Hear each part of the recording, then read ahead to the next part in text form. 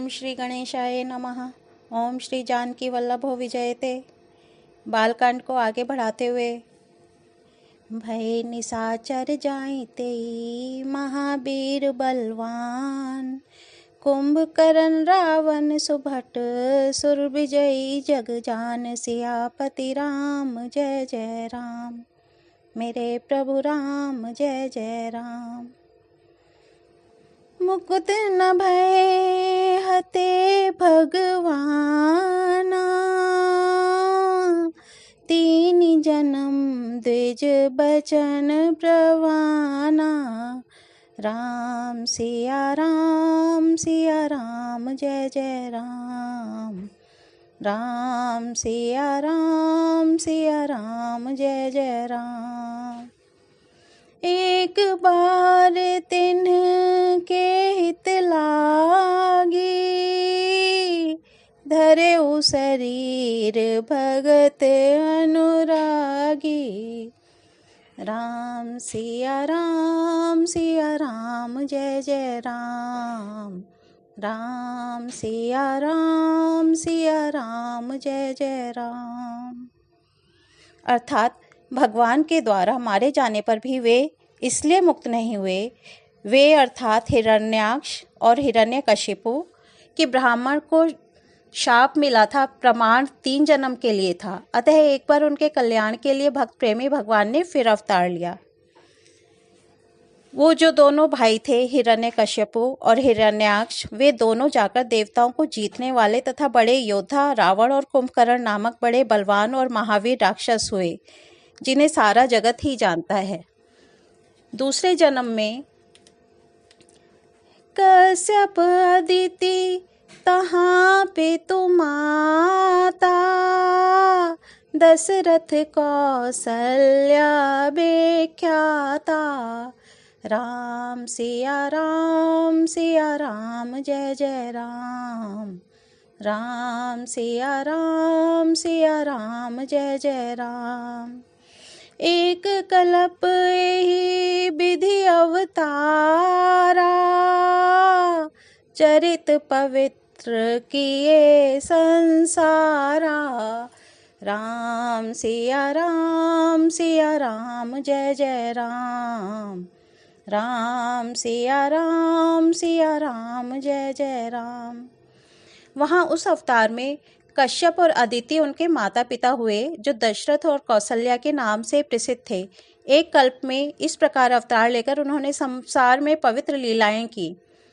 एक कल्प में सब देवताओं को जलंधर दैत्य से युद्ध में हार जाने के कारण दुखी देखकर शिवजी ने उसके साथ बड़ा घोर युद्ध किया, पर वह महाबली दैत्य मारे नहीं मरता था। उससे दैत्यराज की स्त्री परम सती बड़ी ही पतिव्रता थी। उसी के प्रताप से त्रिपुरासुर जैसे अजय शत्रु का विनाश करने वाले शिवजी भी उस दैत्य को नहीं जीत सके।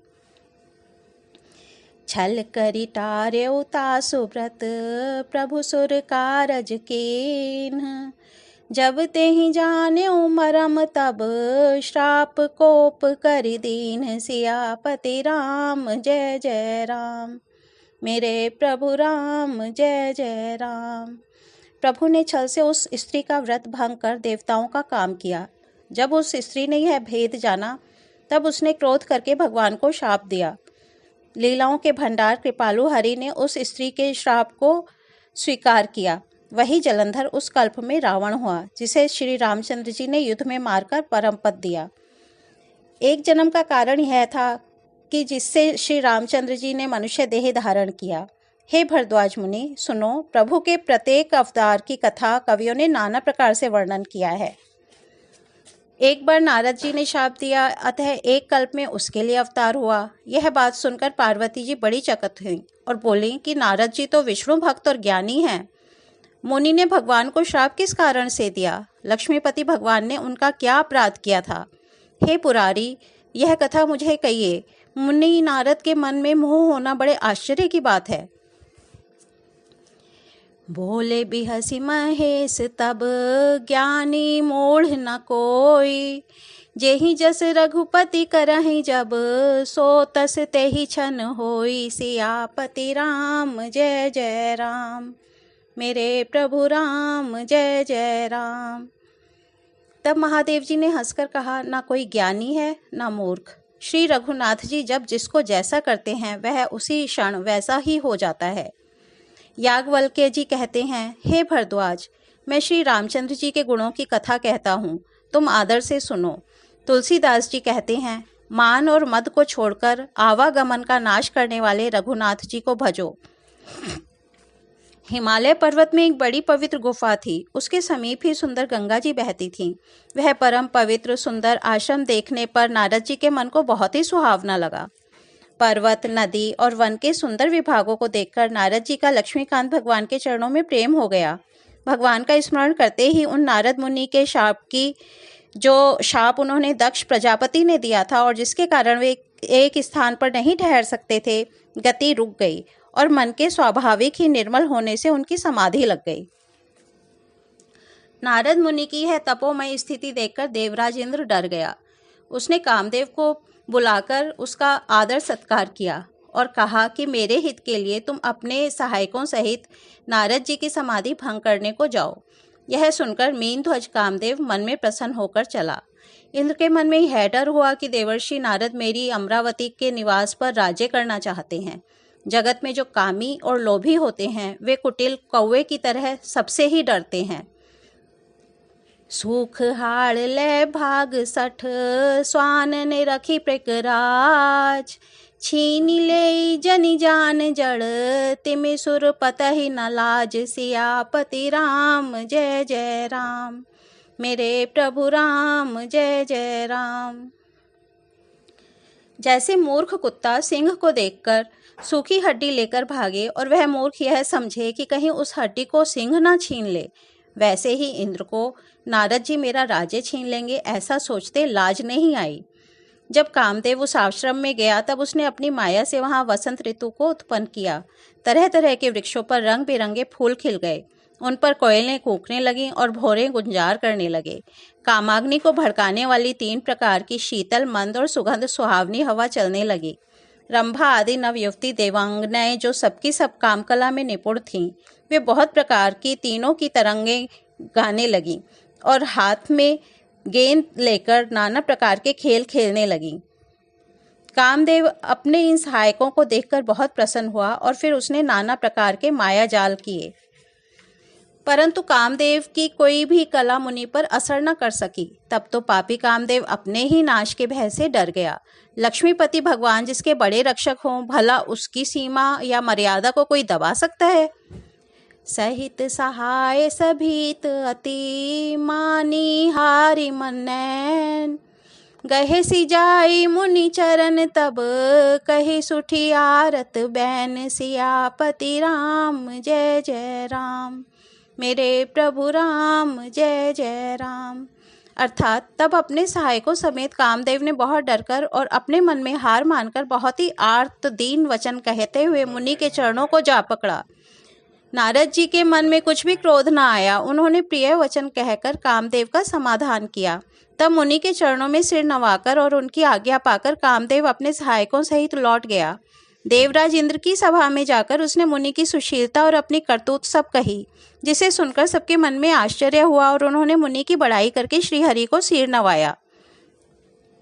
तब नारद जी शिवजी के पास गए। उनके मन में इस बात का अहंकार हो गया कि हमने कामदेव को जीत लिया। उन्होंने कामदेव के चरित्र शिवजी को सुनाए और महादेव जी ने उन नारद जी को अत्यंत प्रिय जानकर इस प्रकार शिक्षा दी। हे मुनि, मैं तुमसे बार बार विनती करता हूँ कि जिस तरह यह कथा तुमने मुझे सुनाई है उस तरह भगवान श्री हरि को कभी मत सुनाना। चर्चा भी चले तब भी इसको छिपा जाना। शंभु दीन उपदेश हित, नहीं नारद ही सोहान, भरद्वाज कौतुक सुनाहूँ, हरि इच्छा बलवान, सियापति राम जय जय राम, मेरे प्रभु राम जय जय राम। अब कौतुक तमाशा सुनो। हरि की इच्छा बड़ी बलवान है। श्री रामचंद्र जी जो करना चाहते हैं वही होता है, ऐसा कोई नहीं जो उसके विरुद्ध कर सके।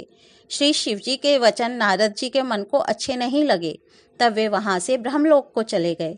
एक बार गान विद्या में निपुण मुनिनाथ नारद जी हाथ में सुंदर वीणा लिए हरिगुण गाते हुए क्षीर सागर को गए। जहाँ वेदों के मस्तक स्वरूप मूर्तिमान वेदांत तत्व लक्ष्मी निवास भगवान नारायण रहते हैं। रमा निवास भगवान उठकर बड़े आनंद से उन्हें मिले और ऋषि नारद जी के साथ आसन पर बैठ गए। चराचर के स्वामी भगवान हंसकर बोले, हे मुनि, आज आपने बहुत दिनों पर दया की। काम चरित नारद सब भाषे, यद्यपि प्रथम बरज सिय राखे। राम सिया राम सिया राम जय जय राम। राम सिया राम सिया राम जय जय राम। अति प्रचंड रघुपति के माया, जेहि नामो अस को जग जाया। राम सिया राम जय जय राम। राम सिया राम जय जय राम। अर्थात यद्यपि श्री शिवजी ने उन्हें पहले से ही बरज रखा था, तो भी नारद जी ने कामदेव का सारा चरित्र भगवान को कह सुनाया। श्री रघुनाथ जी की माया बड़ी ही प्रबल है। जगत में ऐसा कौन जन्मा है जिसे वह मोहित न कर दे। ओ मंगल भवन अमंगल हारी, द्रवहु सो दशरथ अजिर बिहारी। राम सिया राम जय जय राम। राम सिया राम जय जय राम। इसी के साथ बालकांड को यहीं विराम देते हैं। कल इसके आगे बढ़ेंगे। धन्यवाद।